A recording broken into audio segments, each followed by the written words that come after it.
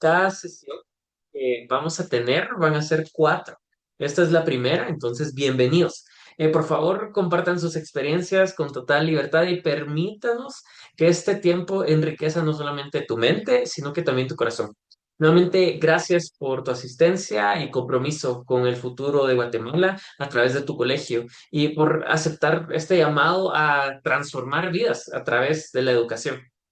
Ahora, si me dejan presentar a quién nos dará esta, este entrenamiento, este diplomado, tengo el honor de presentarles a la licenciada Diana Galindo, quien nos acompaña desde la ciudad de Guatemala.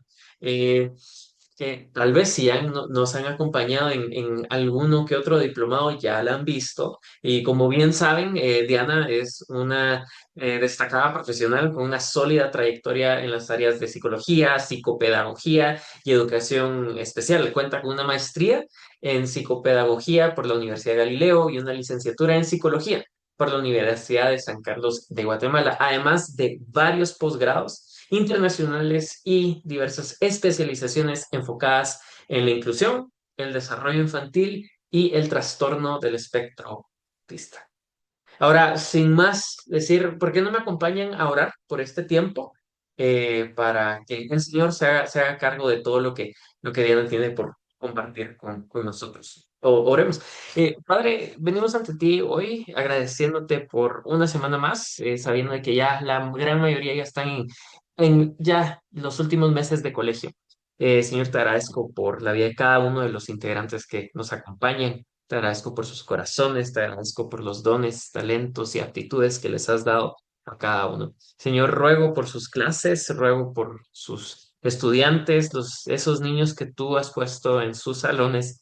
Señor, agradeciéndote por el corazón que ellos tienen para venir a aprender más. Señor, te agradecemos por la vida de Diana, te agradecemos por su tiempo y por el conocimiento que puede impartir con nosotros. Oramos esto, Señor, pidiéndote que tu voluntad se haga, que conozcamos más de ti y vivamos de acuerdo a lo que manda tu palabra. Oramos todo esto porque creemos en Jesús, en este Hijo. En tu nombre oramos. Amén. Licenciada Diana, le damos el tiempo. Muchas gracias, Cristian. Buenas tardes a todos. De verdad que como siempre es un gusto poder estar y compartir con ustedes en este día.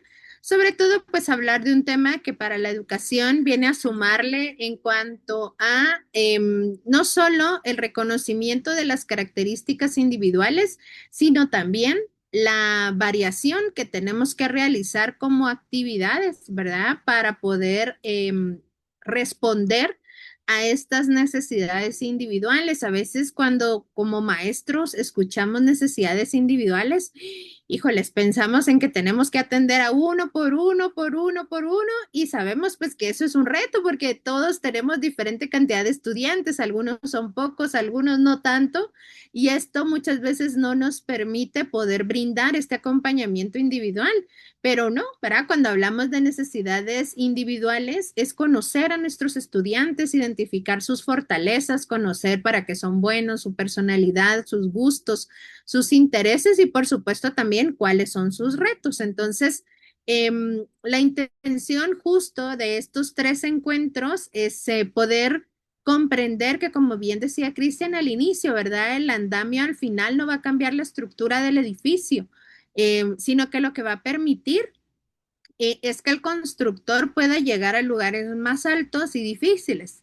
Y a lo largo, pues, de estos tres encuentros, lo que vamos a aprender es justamente hacer esos andamios, el llamado que tenemos, ¿verdad? Para poder aprovechar todas las fortalezas y las características individuales de cada uno de nuestros estudiantes y disminuir barreras que a veces se encuentran cuando interactúan con la sociedad. Entonces, al final, es de alguna manera, pues trasladándolo justamente al llamado, ¿verdad? Que desde Edify se expresa que es cristocéntrico, ¿verdad? Que es edificar el potencial que el creador puso en sus vidas, en las vidas de esos estudiantes y en la posibilidad de poder aprovechar al máximo todas estas características. Entonces vamos por ahí a estar platicando acerca justo de estos andamios y vamos a arrancar por aprovechar al máximo este tiempo que tenemos.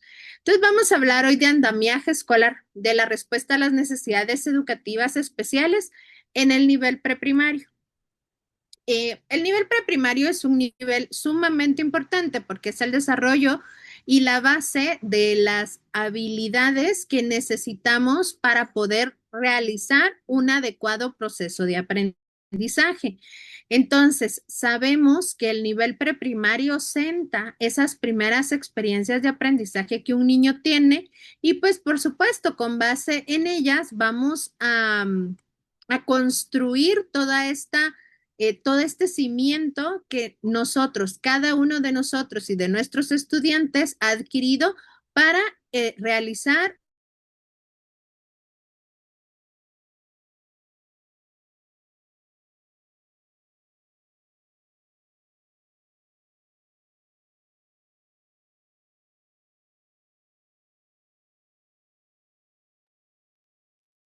Se nos fue la licenciada. Me parece. Unos instantes. Perdonen, perdonen.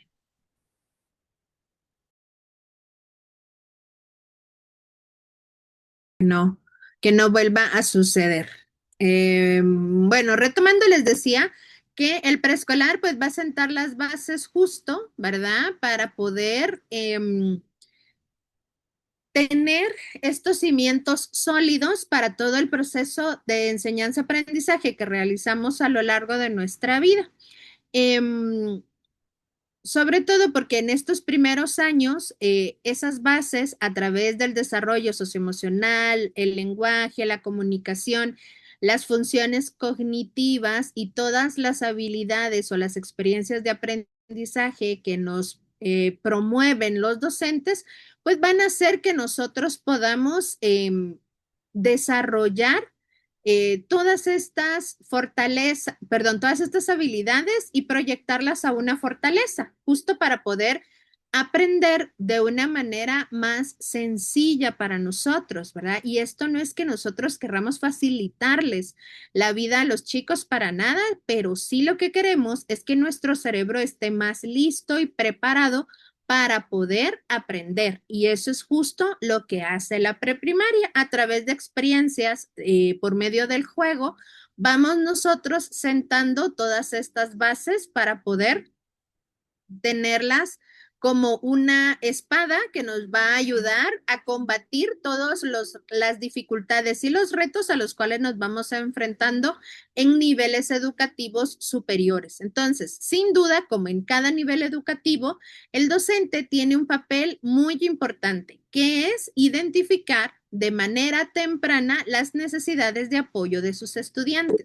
Pero algo que es muy importante cuando hablamos, perdón, cuando hablamos justo de esta identificación, eso no quiere decir que nuestra misión como maestros sea nombrar a través de un diagnóstico lo que estoy observando en el estudiante, porque eso no me va a servir de nada y no me conecta hacia una respuesta. Algunas veces, por el contrario, más me conecta como maestro hacia la preocupación, hacia la ansiedad, hacia el aumento de emociones que no me van a favorecer poder apoyar al estudiante de una manera efectiva.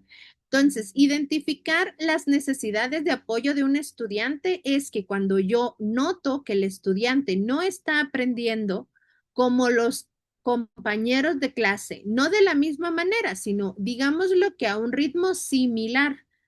Hay unos niños que van avanzando, que van aprendiendo de manera paulatina y poco a poco, pero de repente vemos a uno que no, que le es más difícil comprender ciertos temas, le es más difícil seguir instrucciones, le es un poco complejo identificar o reconocer un color de otro, el realizar tareas que se van complejizando, le van siendo cada vez más complicadas. Entonces, si yo noto esto, más que ayudarlo dándole una respuesta usando un diagnóstico, más me sirve a mí decir, bueno, si no lo está logrando hacer de esta manera, ¿de qué manera podríamos estarle ayudando para que aprenda, para que lo pueda hacer, para que también pueda aprovechar y beneficiarse de las experiencias que sus otros compañeros están viviendo.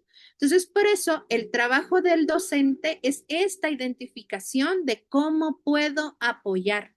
El nombrar un diagnóstico muchas veces lo que hace, por el contrario, es limitar al estudiante, porque dejamos de verlo como un ser integral, como un ser humano completo, y nos limitamos a incluso nombrarlo utilizando el diagnóstico que yo creo que presenta, porque algunas veces también hacemos ese ejercicio sin tener las competencias adecuadas para realmente realizar un proceso de detección y de diagnóstico. Entonces, algo que es muy importante es que el trabajo docente es generar ambientes educativos que sean accesibles y que favorezcan la participación de todos. Y esto, aunque lo que observemos no resalte a simple vista, es decir, que no sean características físicas, que no sea, como les decía, el nombre de un diagnóstico, que no sea específicamente un reto o una dificultad considerable, sino simplemente al yo observar que el estudiante no le es fácil realizar una tarea igual que al resto de sus compañeros, ahí es donde tengo que hacer algo, ahí es donde tengo que brindar estos apoyos. Entonces, la educación inclusiva reconoce que la diversidad es una característica natural de las aulas. Algunas veces hemos confundido el que todos los niños tengan la misma edad cronológica para pensar que todos los niños van a hacer lo mismo de la misma manera, al mismo tiempo y de la misma forma. Y eso no sucede así. ¿Por qué? Porque todos los niños crecen en un contexto distinto, tienen genética diferente, tienen características distintas, tienen un temperamento que no es el mismo, tienen personalidades diferentes. Y esto lo único que hace es enriquecer la experiencia de aprendizaje, porque en cada uno de nosotros, en nuestras diferencias, tenemos muchas ventajas porque tenemos una ganancia significativa al ser diferentes, ¿sí? Entonces eso de verdad que es significativo e importante remarcarlo tanto para el docente como para los estudiantes, porque el docente a veces al tratar de cubrir los contenidos, al tratar de atender a todos los estudiantes, al tratar de dar esa respuesta que se le solicita al trabajo docente, olvidamos que todos y cada uno son seres humanos distintos, ¿verdad? Y que tienen intereses distintos, gustos y demás. Y también es importante tomarnos ese tiempo para profundizar en estas individualidades. La enseñanza entonces debe de adaptarse a las necesidades del estudiante y no el estudiante al sistema educativo. Y esto porque es importante remarcarlo. La educación tradicional nos pedía esto, ¿verdad? Enseñar mucho, enseñar de memoria, enfocarnos en procesos muy mecanizados. Hoy la demanda de la educación no solo está basada en la neurociencia y en saber cómo aprende el cerebro y qué tenemos que hacer para que el cerebro esté motivado, para que el niño también esté motivado, para mantener esto, para que aprendan de una mejor manera, sino nos hace también ajustarnos a esta demanda de los niños de hoy, de el interés que tienen hoy los niños es diferente a los niños de hace 5 años, es diferente a los niños de hace 10, es los niños que trabajamos hace 20, son totalmente distintos y nuestro trabajo es flexibilizarnos para atender a la demanda de los niños de hoy. Hace 10 años pudo funcionar muy bien lo que yo hacía, pero lo más seguro es que ya no funcione hoy porque no estamos en los mismos tiempos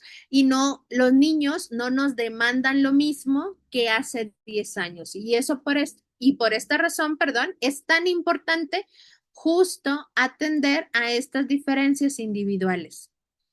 Patricia nos dice que también es importante considerar situaciones de visión, audición, prematurez o alguna condición especial o alguna condición que genera una discapacidad. Así es, las condiciones o necesidades antes y después de la pandemia, justo. Y por eso es que les digo que es importantísimo hacer una consideración en general, No únicamente decir lo que yo espero que suceda, bueno, todos quisiéramos que se cumpliera eso, sí, claro, es el ideal, pero también aterrizar a nuestra realidad nos hace también considerar justo todo esto. Y un poco lo que les decía y que menciona Karina es los niños de hoy no son los niños, los mismos niños de la pandemia, ni son los mismos niños que nosotros fuimos y hoy sí que aplica, ¿verdad? Cuando yo era pequeño y lo usamos como ejemplo dentro de las aulas, porque sí, o sea, es una realidad diferente en donde, por ejemplo, hoy la inteligencia artificial ha venido a tomar un lugar muy importante dentro del proceso de aprendizaje. Y eso hace 3 años no existía. Sí existía, pero no de la manera en la que existe hoy. Entonces, eso también ha cambiado y tenemos que hacer un ajuste de incorporar estos recursos a nuestras estrategias pedagógicas porque es necesario, no podemos cegarnos ante el hecho de que existen, están, se van a quedar y cada vez van a ser más complejas y cada vez nos van a dar mejores respuestas, pero tenemos que aprender a utilizarlos porque nos tenemos que ajustar también a esa realidad. Y eso también nos lleva a analizar también que el aceptar a todos y que el incluirlos a todos, primero que todo, pues no es un favor porque es una respuesta ante el llamado de Dios, pero también en el caso de Guatemala como país, pues es una respuesta de demanda legal también. Entonces, no únicamente estamos haciendo valer el llamado de reconocernos a todos como justamente, ¿verdad? Con el todos somos iguales y todos, como bien dice justo la cita que ustedes tienen en pantalla, ¿verdad? Em, Así como el cuerpo es uno y tiene muchos miembros, Dios ha colocado los miembros, cada uno de ellos, en el cuerpo como Él quiso. Antes bien, los miembros del cuerpo que parecen más débiles son los más necesarios. Y algunas veces hacemos un acompañamiento a estas necesidades individuales desde la compasión, desde la lamentación y desde el, ay, es que pobrecitos, ay, es que son especiales, ay, es que no, y realmente eso no nos pide Dios, no nos pide tenerles compasión, ni tampoco nos pide por lástima ayudar, sino nos pide hacer valer primero el que son seres humanos y que son creados a imagen y semejanza, pero también que tienen derechos humanos que son, que no se los podemos quitar y que no podemos, sobre todo, olvidar que lo que hacemos es atender a la individualidad de un ser humano y esa individualidad justamente no es el ser más débil o el que puede menos o el que hay pobrecito, hay que ayudarle, no, sino es brindarle las herramientas necesarias para que pueda aprender a valerse por sí mismo y alcanzar un desarrollo autónomo e independiente que le permita alcanzar sus ideales, sus sueños y sus metas como cualquier otra persona. Entonces, ¿qué son las necesidades educativas especiales? Es importante considerar que hay algunas que están asociadas a una condición que genera discapacidad y hay algunas otras que no. Esto quiere decir que no todos los niños que tengan o que requieran encontrarles un andamio o un pollo van a tener una condición de discapacidad. No, algunos no la tienen, simplemente necesitan ese apoyo y nuestro trabajo es dárselos. Hay niños que ya les hemos dicho a los papás que necesitan una evaluación, que hemos observado algunas conductas fuera de su edad y ya los papás lo saben, pero se resisten en hacerlo porque también los papás están viviendo un proceso individual de aceptar estas diferencias y de aceptar el que necesiten este acompañamiento especializado. Entonces, eh, no es necesario tener una evaluación, sino es necesario disminuir las barreras actitudinales que a veces tenemos de pensar que podemos eh, que tenemos que seguir haciendo lo mismo que hace muchos años y que eso se tiene que ajustar y que yo como maestro no tengo por qué hacer cambios ni ajustes porque mis estudiantes tienen que aprender. Yo soy tan buen maestro que tienen que seguir aprendiendo así. Y créanme que el ser buen maestro no está determinado por eso, sino por el contrario. No solo por la cantidad de aprendizaje que podamos estar recibiendo constantemente para actualizarnos, sino también de probar cosas diferentes para atender justo a esa diferencia que existe entre los niños de hace un par de años y a los niños de ahora. Entonces, tenemos que flexibilizar nuestras prácticas docentes, tenemos que probar cosas nuevas, tenemos que incorporar recursos novedosos, tenemos que, por ejemplo, involucrar la tecnología en el aula, tenemos que probar hacer cosas distintas para que el resultado también sea más efectivo y pues por ende va a ser diferente también. Entonces, las necesidades educativas especiales son aquellas necesidades de apoyo que presenta un estudiante para acceder, participar y progresar en el currículo escolar, debido a condiciones personales, sociales, culturales o asociadas o no a una discapacidad. Entonces, ¿cuándo puedo yo tener una necesidad educativa especial? Cuando, por ejemplo, yo toda la vida crecí y viví en Estados Unidos y mi familia regresó a mi país de origen. Ahí es donde yo voy a observar una necesidad educativa especial porque me tengo que adaptar a un nuevo contexto, a una nueva escuela, a conocer nuevas personas, a conocer la nueva rutina de esa escuela y sobre todo a aprender a involucrarme en las diferentes actividades que tengo que realizar de manera cotidiana. También un chico que pertenece a una comunidad que, por ejemplo, su idioma materno no es el español, si no es cualquier idioma maya, ¿verdad? Por ejemplo, si hablan su tujil como idioma materno y el niño asiste a una escuela donde se habla en español, ahí también el niño va a tener una necesidad educativa especial, sobre todo al momento de aprender a leer y escribir, porque ese niño está aprendiendo a leer y escribir en un segundo idioma. Por eso esto es importante considerarlo. ¿Sí? Entonces, las necesidades educativas, como lo ven, no solamente surgen al yo tener un diagnóstico, surgen cuando yo tengo la dificultad de acceso, de participación y que no se observa un progreso o un avance en el proceso de enseñanza-aprendizaje.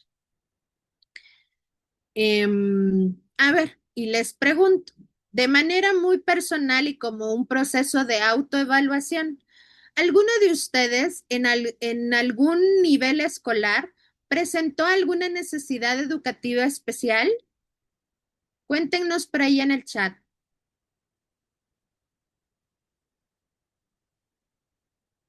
Que se acuerden también o que les digan, ay, es que tú tenías esto, tú hicimos esto y ahí, ¿verdad? Forma parte también de todas estas herramientas de afrontamiento que nuestras familias también usan para enseñarnos cómo salimos adelante, ¿verdad? ¿Qué fue lo que hicimos y cómo fue el proceso para poder alcanzar llegar a donde están el día de hoy?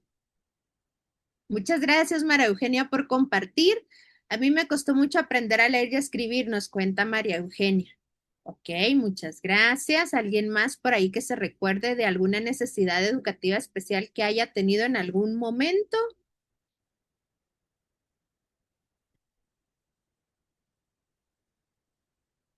Muchas gracias, Karina. Cuando tenía 9 años tuve dificultades y luego de un diagnóstico tenía un problema de audición y por eso no lograba aprender a leer. Qué bueno, Karina, que lo lograron identificar para que pueda tener un apoyo, ya sea a través del uso de un auxiliar auditivo o de algunos otros recursos como los subtítulos y los intérpretes también, ¿verdad? Para que pudiese estar siempre conectada con los estímulos externos.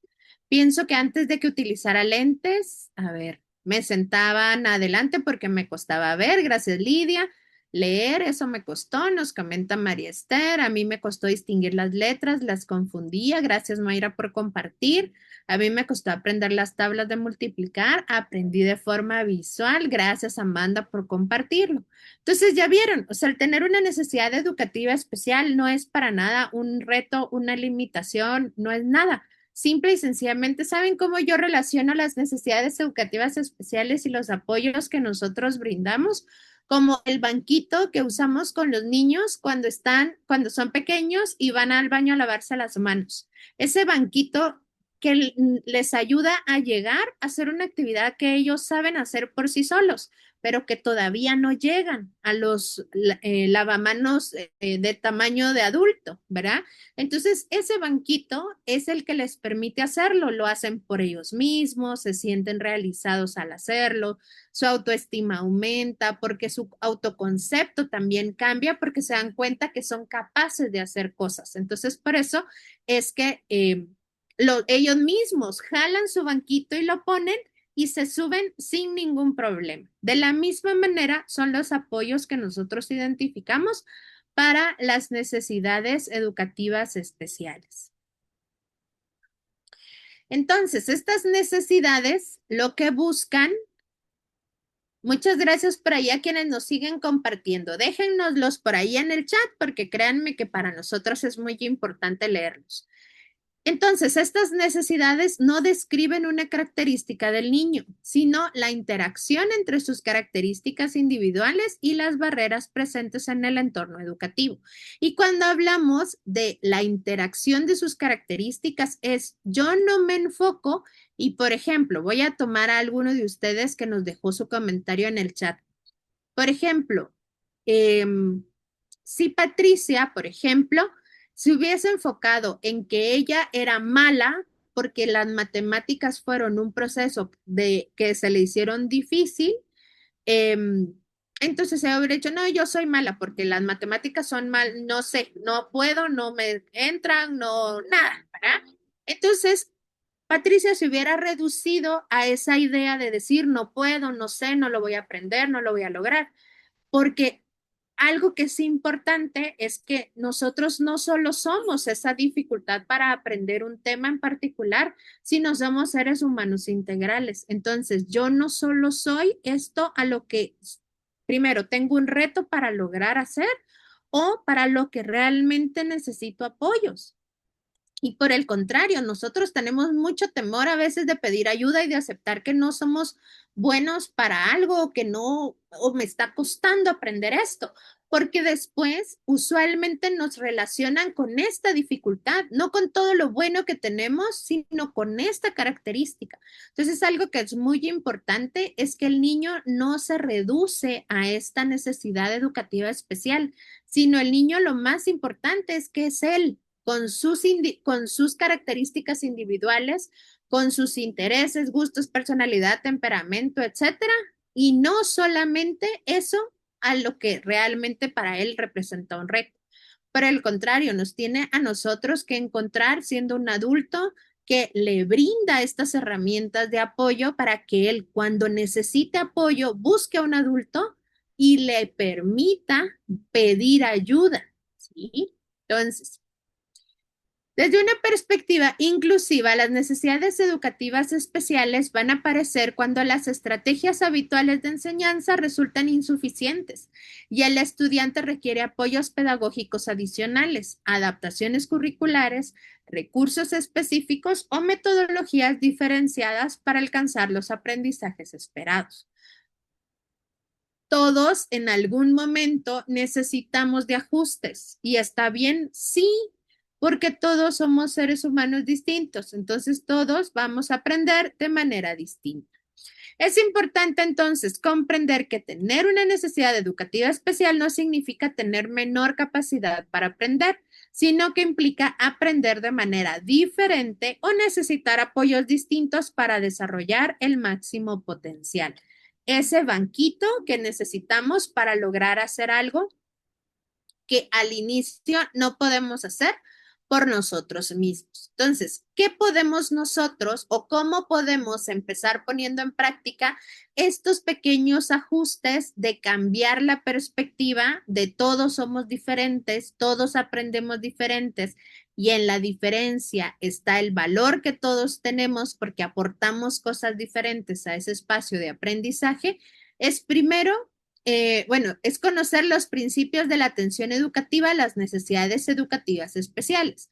El primero es el derecho a una educación de calidad para todos. Porque alguien necesite apoyos no significa que no necesita el mismo esfuerzo, dedicación y trabajo que yo como docente puedo dar y doy, porque por el contrario, todo ese esfuerzo, trabajo y dedicación que yo sumo al trabajo docente, lo único que va a hacer es que el estudiante tenga una mejor experiencia de aprendizaje y es al final una ganancia para todos. Entonces, estos ajustes a veces yo entiendo porque también he estado en el lugar de docente y sigo estándolo, pero ya a nivel universitario, sé que el trabajo docente es cansado, uno nunca deja de trabajar, uno está pensando, ay, esto me sirve para esto, ay, esto me va a servir. Y una vez está en el mercado, está haciendo súper, está en la librería, uno va por otras cosas en la calle o va a una tienda china, ¿verdad? Y uno dice, ay, esto me va a servir para trabajar esto. Y entonces uno así vive siendo docente, porque lo que quiere es encontrar esos materiales y esos recursos para mejorar la experiencia. Entonces, la idea es que nosotros sigamos invirtiendo estas ideas, creatividad y el trabajo para poder brindar experiencias de aprendizaje de calidad para todos, independientemente los retos que todos presenten.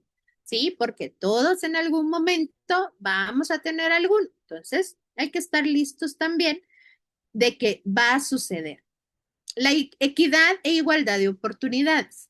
Si yo estoy pensando en una experiencia de aprendizaje, esa debe de ajustarse a todos y debe de permitirles a todos vivir la experiencia. Yo aquí pongo mucho como ejemplo, yo trabajo con niños con autismo, pero con niños también que no tienen autismo, también trabajo. Pero cuando yo trabajo, por ejemplo, con crema de afeitar, a mí particularmente la textura de la crema de afeitar me encanta, pero el olor que deja en mis manos no me gusta. Entonces, a veces estamos jugando con los niños meten sus manos a la crema y yo no, yo meto un palito, una paleta, pero estoy jugando con ellos, estoy interactuando y de igual manera estoy ganando esa experiencia de compartir. Yo ya probé la crema de afeitar y no me gusta. Y como no me gusta el olor y no he encontrado una que huela rico, pues juego de esa manera. Pero yo no me pierdo la experiencia. ¿Por qué? Porque es muy enriquecedor estar compartiendo con los chicos en ese momento. Sí, pero yo estoy brindando y yo me pongo como ejemplo justo porque los niños aprenden a ver que yo también como adulto tengo esta incomodidad al tener contacto con este material, así como a algunos otros niños puede que no les guste la témpera, la pintura de dedo, y eso está bien también, porque a nivel sensorial todos tenemos un perfil sensorial diferente. Entonces, todos vamos a reaccionar distinto a las experiencias sensoriales. Pero lo importante es que en esa diferencia, por ejemplo, si dice pinta con pintura de dedo y el niño no quiere meter su dedo en la pintura, pues puede usar una alternativa, que puede usar un pincel y ya. Puede hacer la actividad, sí, va a hacerla, va a participar, va a ser tomado en cuenta, va a estar con todo el grupo. Entonces, y justo ahí es donde también nosotros debemos de flexibilizar las experiencias de aprendizaje. La participación activa de todos los estudiantes, muy relacionado también con lo que les estaba platicando, la eliminación de barreras para el aprendizaje y la participación. Las barreras para el aprendizaje y la participación son las que provocan una condición de discapacidad. Entonces, nosotros la sociedad, ¿verdad? Establece por desconocimiento, porque no ve más allá, porque no analiza cómo puede afectar esta decisión, muchas barreras para el aprendizaje y la participación de las personas que sí tienen alguna deficiencia, tanto a nivel sensorial, físico, cognitivo como psicosocial. Pero estas barreras son, por ejemplo, el que no tengamos un transporte público que atienda la demanda de que sea funcional para todos. Tengamos o no tengamos la necesidad de usar por ejemplo, una silla de ruedas, ¿verdad? Entonces, que en las banquetas todas las personas nos podamos movilizar de manera segura, ¿sí? Esas son barreras, porque no lo podemos hacer. Hay edificios de niveles que no tienen elevador, entonces, ¿cómo una persona usuaria de silla de ruedas va a subir? a los pisos superiores, o sea, no lo puede hacer sin ayuda. Entonces, todas estas barreras que indirectamente nos encontramos y se encuentran las personas en diferentes lugares y situaciones que les impiden participar. Algunas veces nosotros también establecemos estas barreras desde lo pedagógico, pero algo bien importante es desde lo actitudinal.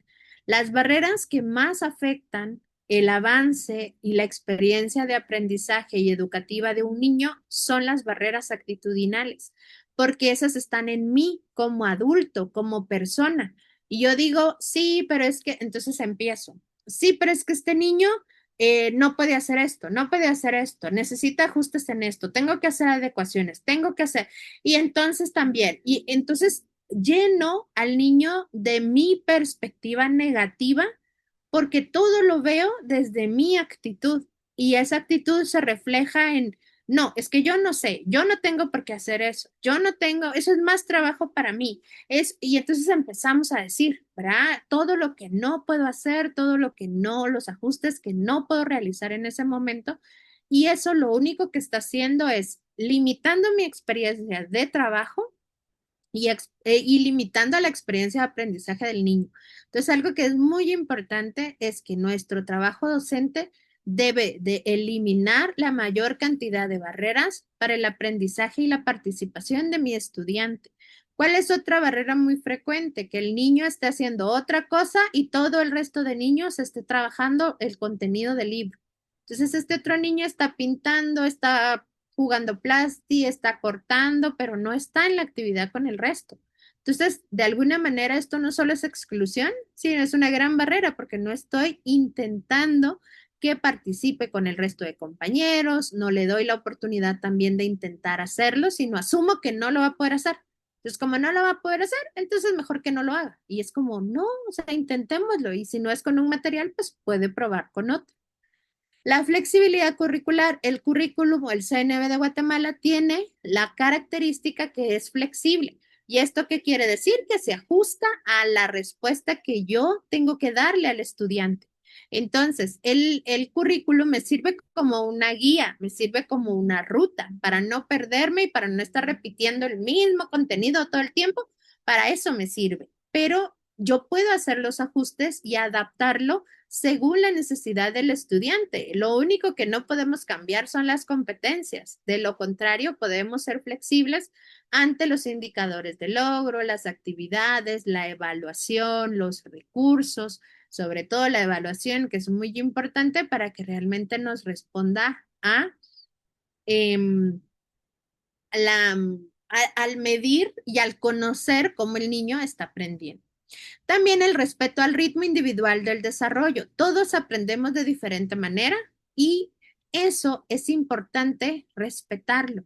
Claro, yo lo que brindo son actividades que le ayuden a estar lo más cerca de lo que esperamos que haga, pero no lo puedo empujar a que lo haga porque lo más seguro es que se va a perder de aprendizajes que necesita para alcanzar estos que son más complejos. Entonces yo voy a su ritmo. Claro, lo estoy trabajando, lo estoy empujando, le estoy dando apoyos, lo estoy ayudando a subir, pero le respeto ese ritmo. Y la valoración de las fortalezas de cada estudiante.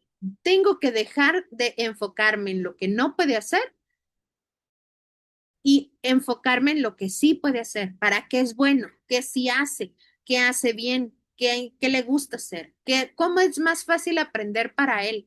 Y si algo me facilita tanto como poner un dinosaurio en la hoja de trabajo, pues nada me cuesta con hacerlo, ¿verdad? Y entonces en lugar de contar manzanas, cuento dinosaurios y ya.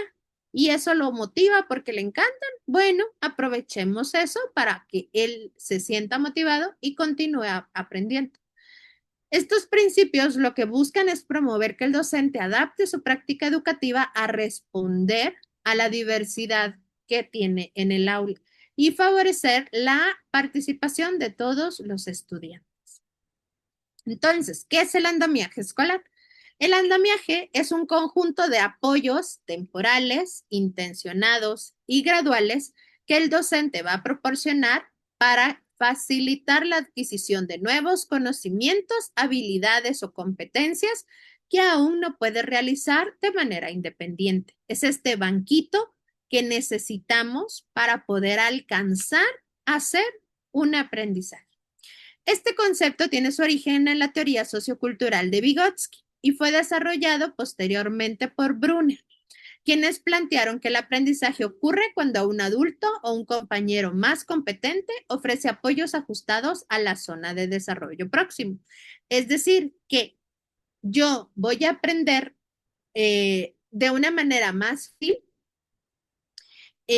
cuando alguien, ya sea un compañero que es de preferencia lo que Vygotsky decía, que es alguien que está en el mismo nivel, me explica, me brinda esta explicación más desde nuestro nivel, ¿verdad? Usando palabras coloquiales entre nosotros, bromas, molestando, ejemplos, etcétera. Entonces, es más fácil que yo logre alcanzar ese aprendizaje con ese apoyo. Si yo no lo encuentro de mi compañero más cercano, es decir, de mi par, por supuesto que mi adulto de referencia es el que me va a poder brindar este apoyo y esta explicación más directa, estos ajustes que me van a brindar a mí, la explicación que necesito para llegar a ese de, sí, pues, ¿verdad? Es que así se hace.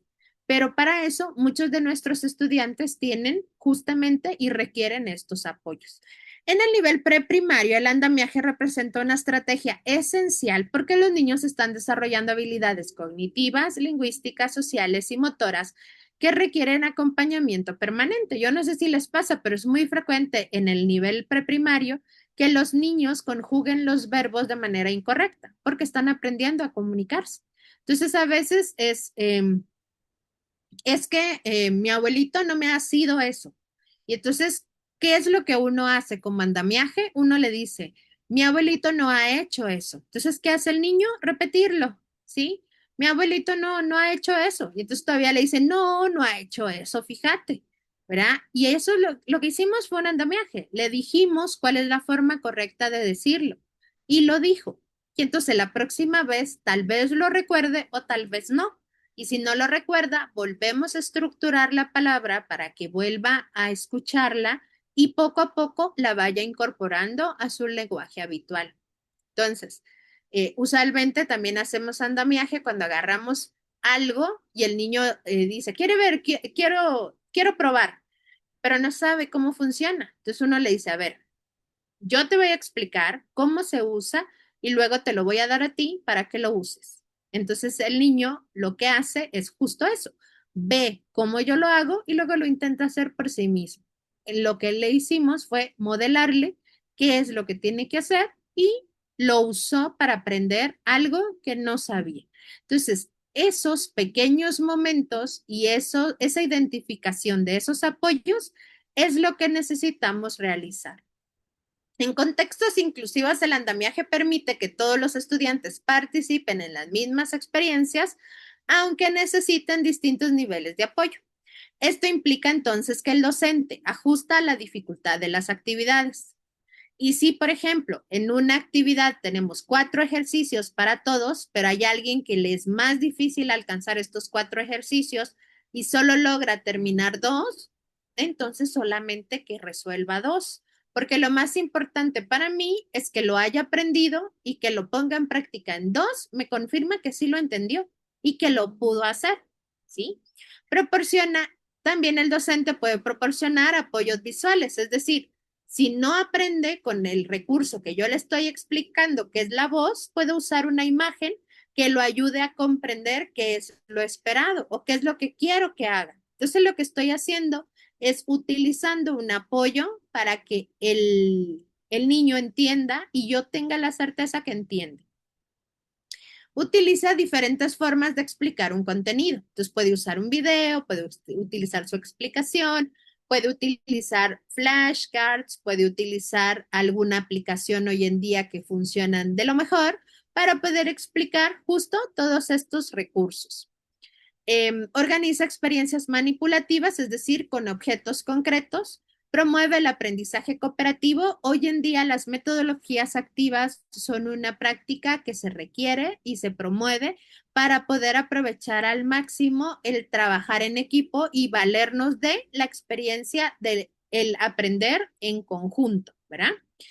Ofrece mayor tiempo cuando es necesario y favorece la autonomía progresiva. Recordémonos que durante la preprimaria, parte importante que nos lleva a alcanzar la independencia en la adultez, lo hacemos en el preescolar a través de actividades de autocuidado que nos enseñan a amarrarnos los zapatos, a abrocharnos el suéter, a subirnos y bajarnos el zipper. Todo eso son actividades de autonomía progresiva, es decir, poco a poco vamos siendo cada vez más independientes. ¿Y cómo lo vemos cuando el niño, no, lo voy a hacer yo? Bueno, no, lo voy a hacer yo. Bueno, ya no necesito ayuda. Yo puedo solo. Bueno, entonces en eso es cuando vamos notando que hay justamente un avance en la autonomía. Entonces, el objetivo del el andamiaje no consiste en simplificar el currículo, sino en facilitar el acceso al aprendizaje mediante estrategias diversificadas. La evidencia científica muestra que las metodologías activas, el aprendizaje cooperativo y la enseñanza diferenciada incrementan la motivación, la participación y el logro académico del alumnado con necesidades educativas especiales. Pero cuando hablamos de la enseñanza diferenciada, no hablamos de hacer una diferencia entre unos y otros, no, sino de brindar diferentes experiencias de aprendizaje para que todos se vean beneficiados. Mucho de esto y viene siendo una respuesta es el diseño universal para el aprendizaje o DUA, que es un marco pedagógico que lo que nos brinda es la idea de que tenemos que considerar cómo aprende el cerebro, a considerar las emociones que el niño experimenta al momento de aprender y también la diversidad de formas en que la información entra a mi cerebro para poder aprender. Entonces es, entre más diversidad de experiencias de aprendizaje tenga, más me voy a asegurar el aprendizaje de los estudiantes. No me importa si tienen o no un diagnóstico, no. Si yo hago 3 actividades y algunos van a conectar con una, perfecto. Van a haber otros que conecten con 2 de esas 3 actividades que hice, está perfecto. Y tal vez otros van a conectar con las 3 y está perfecto. Pero lo único que hice fue asegurarme que el niño entendió lo que le quería enseñar, lo puso en práctica y lo va a poder aprender de manera autónoma, ¿sí? Es decir, para que lo haga después él solito. El andamiaje entonces va a favorecer la interacción con los compañeros, porque va a buscar este de yo soy tu apoyo. ¿Saben cuándo funciona el andamiaje? Cuando nosotros ponemos, si trabajamos por mesitas y le pedimos a un niño que sea como el ayudante de todos sus compañeros, el que termine primero o a alguien se le asigna por semana. Entonces, el trabajo de este niño es ver si alguien en su mesa necesita ayuda y brindársela. Y si él no puede ayudarle, nos llama a nosotros y nosotros vamos a ayudarle. Entonces, la idea es que yo no invalide a mi compañero por no poderlo hacer, sino por el contrario, lo apoye para poder promover hacerlo por sí mismo. Entonces, eso, lo único que promueve son conductas son valores de respeto, tolerancia y también la inclusión, porque estoy tomando en cuenta a todos, estoy velando por el bienestar de todos, me dedico a ayudar al que puedo, porque justamente estoy brindando los apoyos, siendo este compañero de respaldo en ese momento. Y todos lo pueden hacer, es decir, todos los niños de esa mesa, cada semana se asigna un niño o cada día se asigna un niño para que todos tengan esta experiencia de ayudar a otros. Promueve también el desarrollo del lenguaje, la atención y la concentración, la memoria de trabajo, que es una función ejecutiva muy importante, las funciones ejecutivas, el desarrollo socioemocional, la autonomía, la autorregulación y la resolución de problemas. ¿Y por qué toda la parte autorregulatoria y socioemocional? Porque me va a permitir a mí sentir frustración, sí, pero también me va a ayudar a regularme cuando alguien se acerca a mí y me dice, te puedo ayudar, necesitas ayuda, qué no entendiste, cómo te ayudo. Y entre todos están viendo cómo le explican al compañero para que pueda entender. Y si no llegan a esta conclusión, pues nos llaman a nosotros como docentes, nos acercamos y les brindamos esta mediación que necesitan para poder alcanzar el aprendizaje. Entonces, lo más importante es que el andamiaje siempre va a ser a positivo, porque lo que busca no es marcar las diferencias, sino validar que todos en algún momento vamos a necesitar el apoyo de alguien más y no hay nada mejor que solicitarlo para poder hacer lo que necesitamos hacer para aprender o para hacer las cosas que necesitamos y, en fin, para ser funcionales en ese momento. Eh,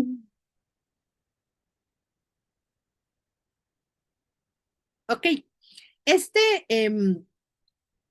este versículo también es muy importante y va muy de la mano justo con lo que hemos venido platicando, porque al final nos refuerza la importancia de vernos y analizarlos desde una perspectiva multisensorial.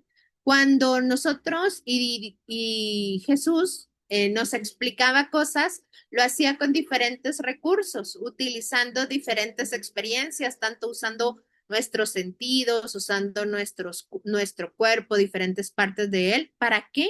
Para hacer un uso efectivo de conocerle, de profundizar en su palabra, de poder eh, entender también todo lo que él nos hablaba y nos explicaba. Entonces, al final, el concebirnos como estos seres multisensoriales es porque necesitamos aprovechar todos estos canales sensoriales para que nuestro cerebro esté lo más activo y lo más conectado al proceso de aprendizaje que estamos realizando. Entonces, por eso es que también es importante no olvidar que la misión que nosotros realizamos está conectada con la misión que Jesús también vino a hacer acá, ¿verdad?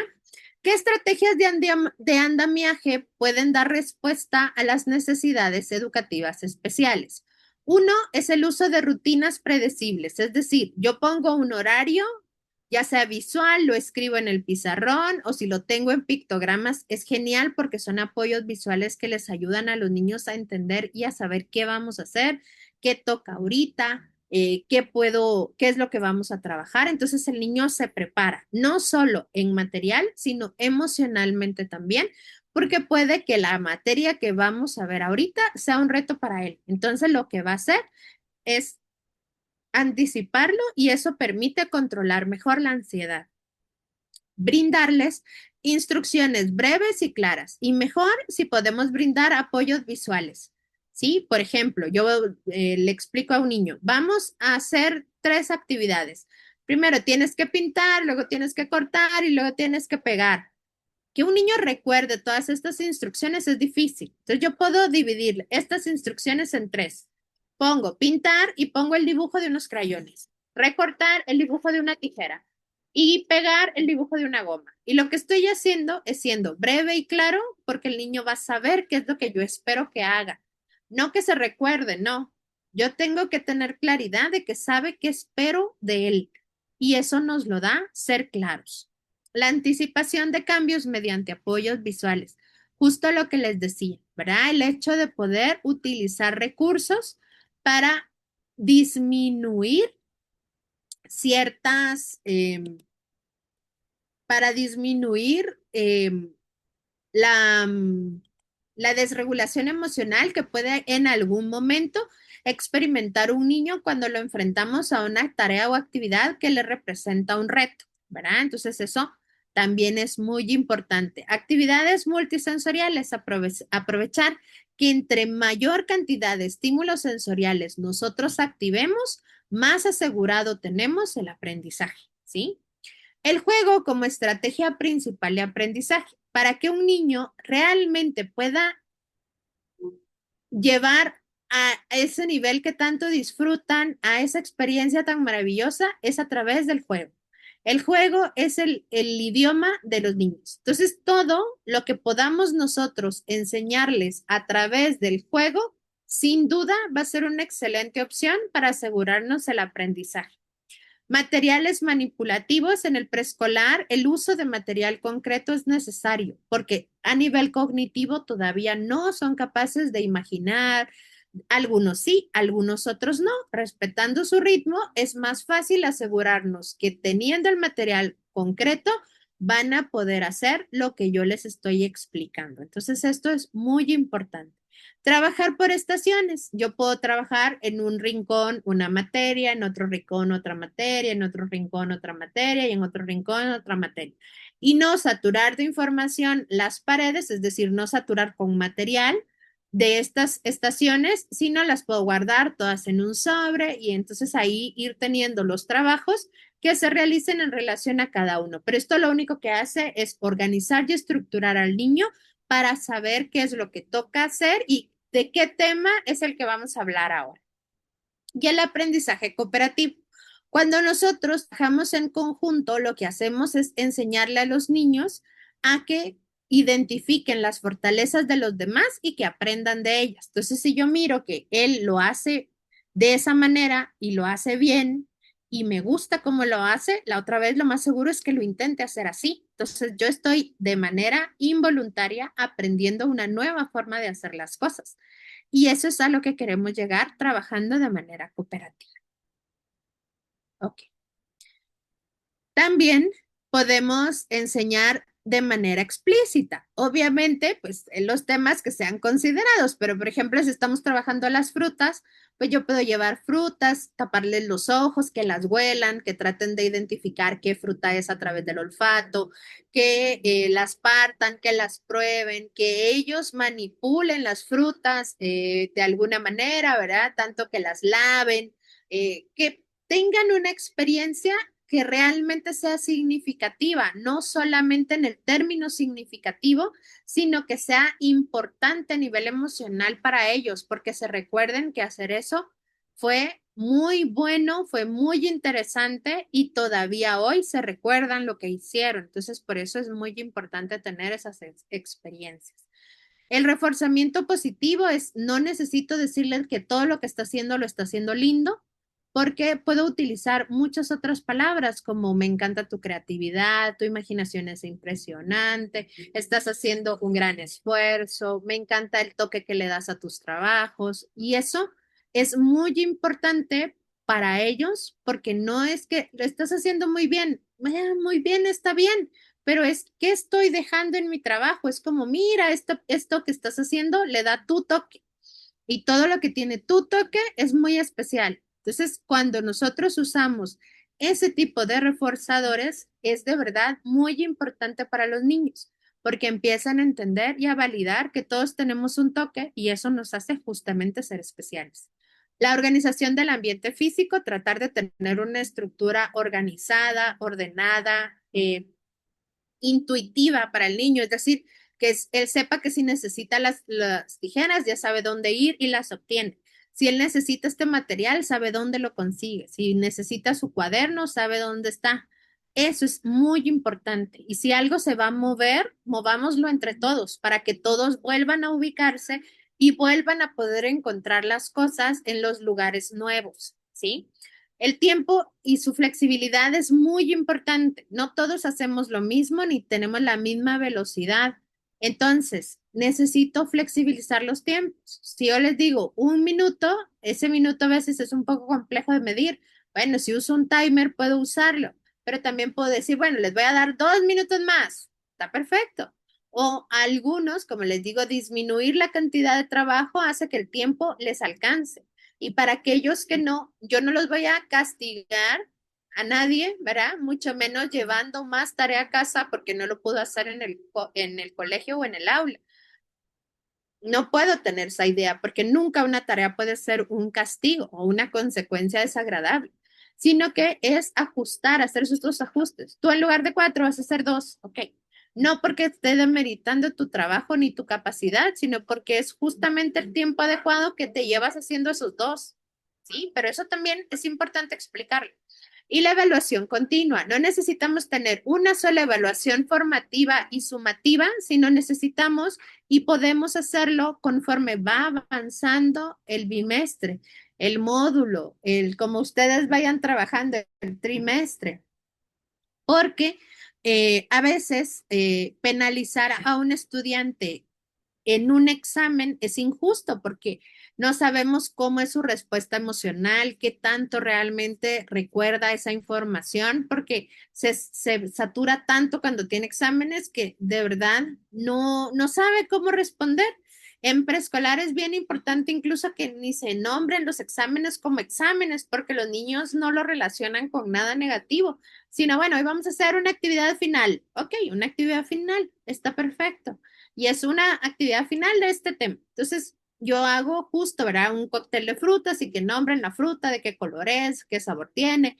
Y eso va a ser más significativo que yo lo haga a través de una rúbrica, que los ponga a hacer una hoja de trabajo, que todo se enfoque en una habilidad en particular, ¿verdad?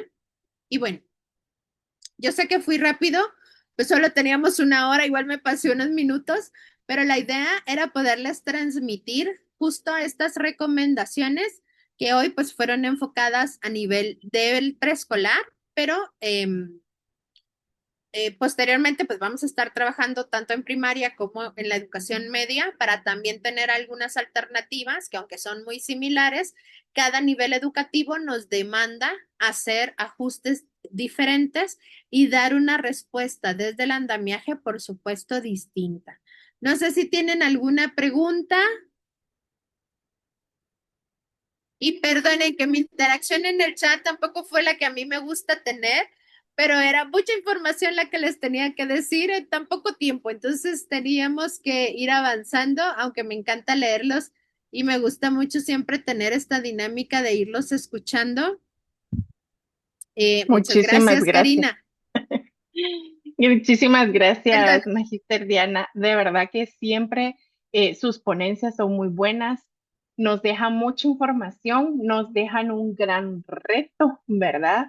Porque definitivamente este es un mundo por conocer, es un mundo por aplicar y sobre todo debemos ser muy empáticos, ¿verdad? En todo este proceso y entender que mis tiempos no son los tiempos de los demás, como bien usted lo decía, ¿verdad? Hay diferentes formas, el abordaje.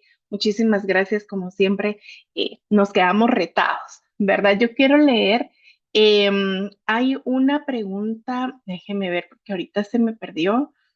Dice Lidia de Guinea, ¿la entrega de diplomas es por separado o uno en global?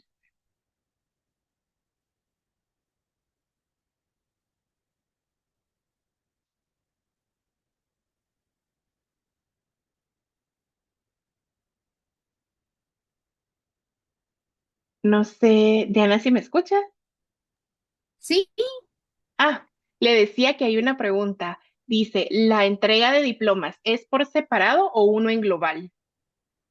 pero creo yo que eso tiene más que ver que si va a ser individual por cada uno de los jueves que vamos a conectarnos o si va a ser un solo Oh, diploma por los tres. Creo que ahí va un perdón, poco creo que era algo de lo delicada que usted había platicado. la Perdone. pregunta. Ajá. Y No, muchas no, venga. gracias.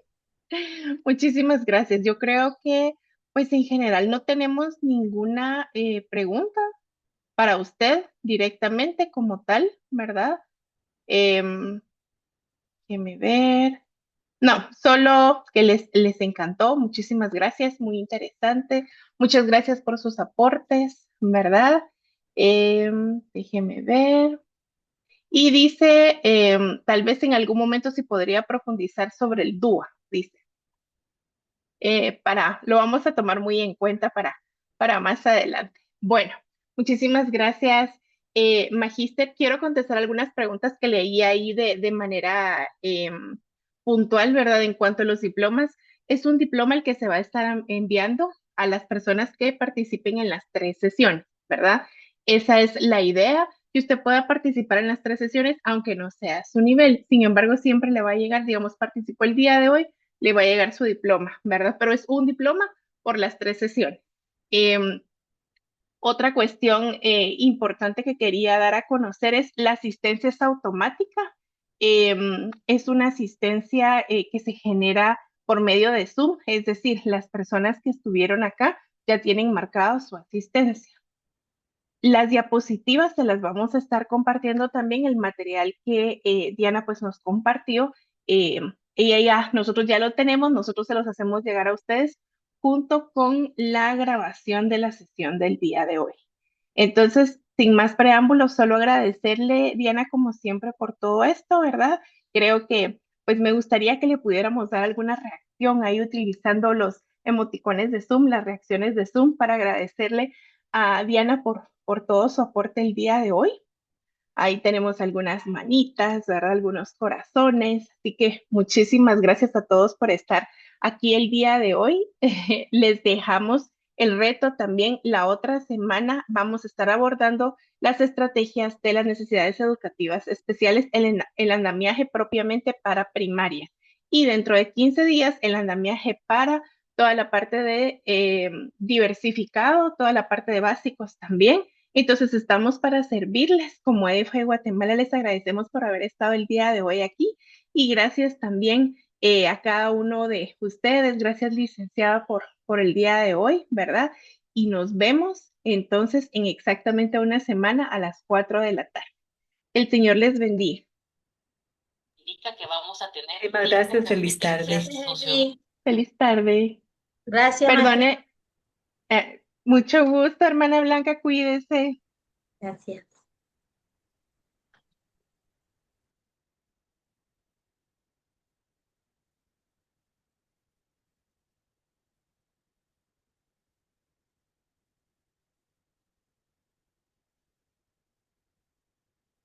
Gracias por todo. Feliz tarde. Feliz tarde, Lisa Fernanda.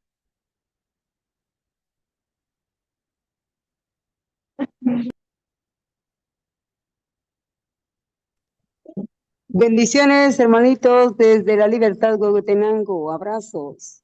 Bendiciones, hermana Ninfa, cuídese mucho. Muchas Igual, gracias. abrazos, abrazos.